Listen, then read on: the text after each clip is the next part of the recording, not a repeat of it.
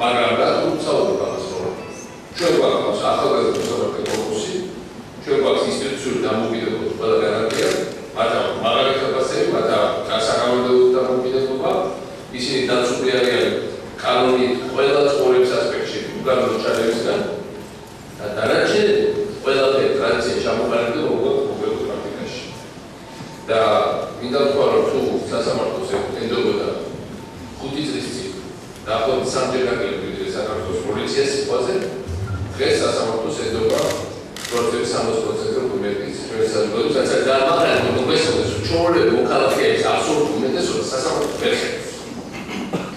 და თუ სასამართლოს ვერ ხედავს, შესასამართლოები წარმოდგენა გაქვს, რომელიღაც ჯორნალ ტელევიზიის განაცხადებით და რომელიღაც ძალიან ბინძური გაზეთის არანაკლები ბინძური ინსინუაციებით.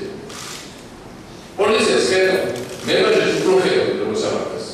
იქ ადგილობრივ მმართველობის წარმომადგენელს ხედავ. სასამართლოში როგორც წესი ძალიან იშვიათად ვერ მოხდა.